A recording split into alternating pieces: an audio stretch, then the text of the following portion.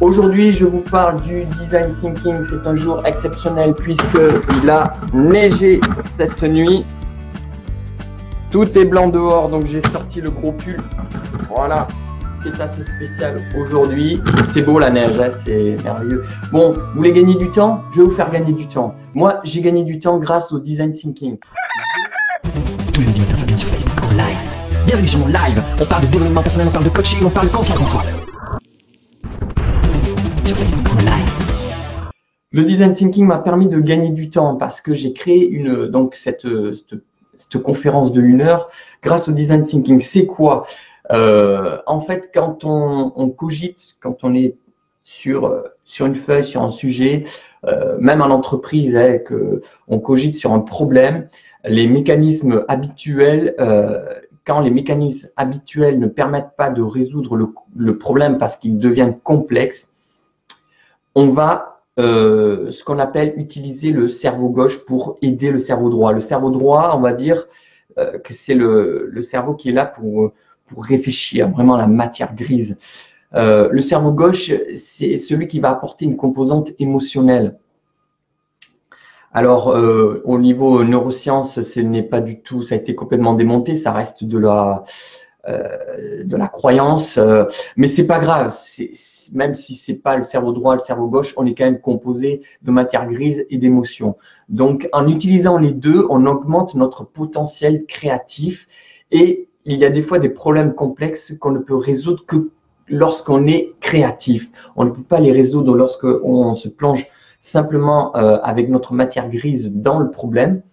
Et c'est ce qui fait qu'il y a de plus en plus d'entreprises qui utilisent le design thinking, c'est-à-dire qu'ils utilisent les méthodes d'un designer pour résoudre certains problèmes.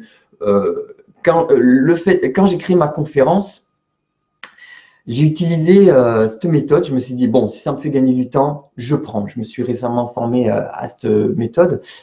Et je l'ai testé. Et en fait, je me suis rendu compte que c'est une méthode que j'utilisais quand je crée, par exemple, un morceau, une chanson. Quand je l'enregistre, je la mixe. Et en fait, comment je fais? Je crée une structure émotionnelle cohérente. C'est-à-dire que je pars pas dans, allez, je vais créer de la basse, je vais créer la batterie, je vais poser mes voix, mes guitares, tout ça. Non, non. Sinon, quand je pars comme ça, mon morceau, 9 fois sur 10, il est raté. Ou alors, il faut vraiment un gros coup de bol. Non, je crée une structure émotionnelle cohérente. C'est-à-dire que je me plonge avec mon émotion dans mon morceau. Et une fois que ma structure est créée, juste avec ma petite guitare et ma voix, une fois qu'elle est cohérente, du début à la fin, enfin, je m'y plonge dedans et je peux travailler.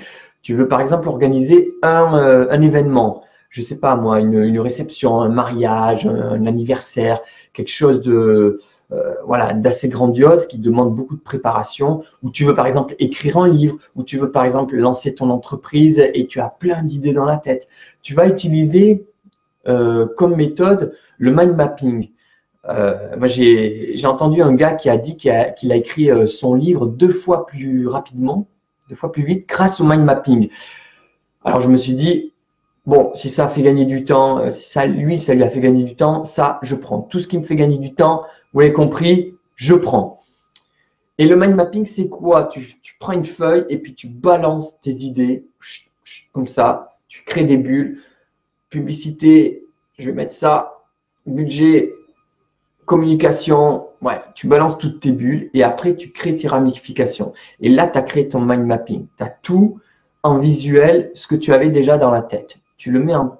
C'est ce que j'ai fait avec cette conférence. Une fois que j'ai fait ça, j'ai utilisé donc le design thinking. Donc, je me suis plongé émotionnellement dans ma conférence et je me suis dit, je me suis mis dans la peau de l'étudiant qui va m'écouter et je me suis dit, j'ai envie de vivre telle émotion. Alors, si vraiment tu as quelque chose comme ça là de fort à planifier, à organiser, ou tu lèves ton entreprise et tu veux que ton client soit satisfait, reste pas assis devant ta feuille et tout et en train de bloquer. lève-toi, active-toi, utilise autre chose que ta matière grise. Va faire un footing, mets de la musique, mets-toi à danser, crée une ambiance émotionnelle forte. Plonge-toi avec la puissance de ton imagination dans ce que va ressentir ton client. Et là, tu te dis, il faut que mon client, à la fin, il dise « Waouh !» C'est ça le but. Et donc, le design thinking permet justement de se plonger véritablement dans la peau de la personne à qui tu vas apporter ce service. Et ça a marché. Et j'ai pu créer comme cela une structure émotionnelle forte de ma conférence. Et après, il faut bosser, quoi. C'est-à-dire, il faut travailler le PowerPoint, il faut s'entraîner, il faut rajouter des petits trucs, glisser des choses dedans. Mais l'ensemble restera cohérent puisque ta structure est émotionnellement cohérente. C'est-à-dire que elle va apporter une émotion. Le but, c'est ça, c'est d'apporter une émotion. Quand tu apportes une émotion, tu vas toucher. Si tu vends quelque chose, il faut que tu apportes une émotion. Tu ne peux pas vendre brutement, de manière brute comme cela, quelque chose sans qu'il y ait derrière une émotion qui soit créée. Ça ne marchera pas. Si tu crées une émotion, tu crées un lien qui fait que ça va marcher. Voilà, merci de m'avoir écouté.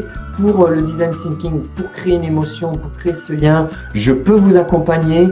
Un coach est là pour accompagner aussi les entreprises, les projets. Tu veux organiser ton tour du monde, utilise le mind mapping et le design thinking pour rester cohérent. Tu veux organiser un mariage, utilise le mind mapping, le design thinking pour rester cohérent. Un coach peut t'aider. Des fois, on peut partir dans des superbes idées, puis au bout de 3 mois, on se rend compte qu'on a bouffé du budget, qu'on a bouffé du temps, et puis qu'on s'est égaré finalement de l'idée première.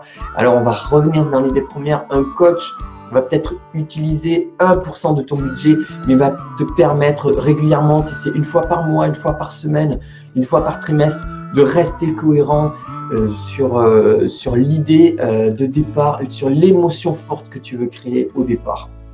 Voilà, je reste à votre disposition. C'était Fabien de Veneste, votre coach du lundi matin, 10h30. Merci de m'avoir écouté. Ciao, ciao.